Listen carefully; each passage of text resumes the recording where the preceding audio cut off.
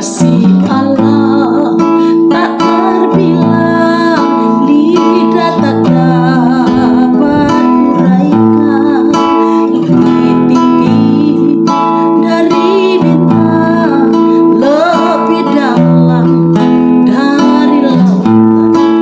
Yang berdosa diselamatkan oleh korban Yesus.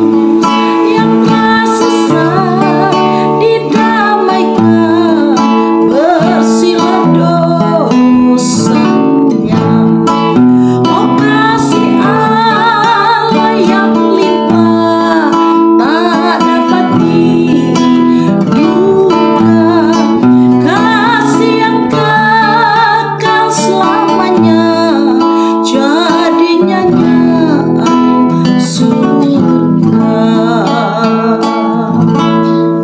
Marilah kita awali ibadah kita dengan berdoa bersama. Kita berdoa, terima kasih Tuhan oleh karena waktu yang indah lagi pada saat ini.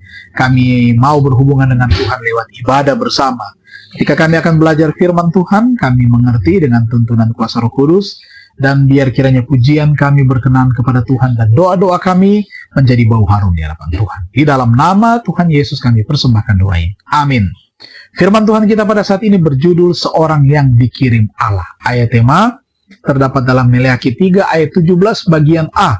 Mereka akan menjadi milik kesayanganku sendiri, firman Tuhan semesta alam pada hari yang kusiapkan. Nah, penjelasannya adalah seperti ini. Kristus, pedagang semawi itu mencari mutiara melihat dalam manusia yang tersesat, mutiara yang berharga.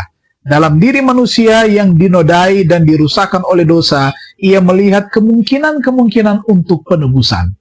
Hati yang telah menjadi medan peperangan dari pertikaian dengan setan dan yang telah diselamatkan oleh kuasa kasih adalah lebih berharga bagi penebus daripada orang yang tidak pernah jatuh.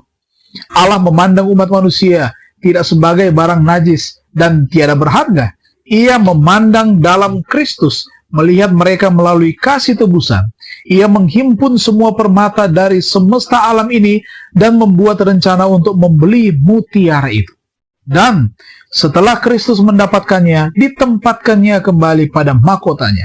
Mereka akan menjadi milik kesayanganku sendiri, firman Tuhan semesta alam, pada hari yang kusiapkan. Meleakhi 3 ayatnya yang ke-17. Tetapi Kristus sebagai mutiara yang mahal harganya, dan kesempatan kita untuk memiliki permata surga ini adalah pokok yang patut senantiasa kita renungkan.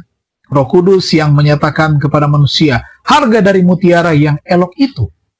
Masa dari kuasa Roh Kudus adalah masa dalam suatu arti yang istimewa di mana karunia surga itu dicari dan ditemukan.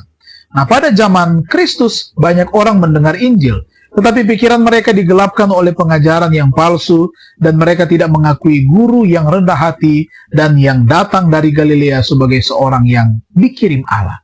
Tetapi sesudah kenaikan Kristus, penobatannya dalam kerajaan pengantaraan ditandai oleh pencurahan Roh Kudus. Pada hari Pentakosta Roh itu dicurahkan.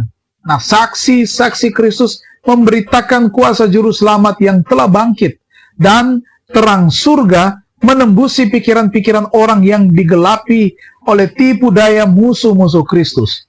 Sekarang mereka melihat dia ditinggikan menjadi pemimpin dan juga juru selamat, supaya Israel dapat bertobat dan menerima pengampunan dosa.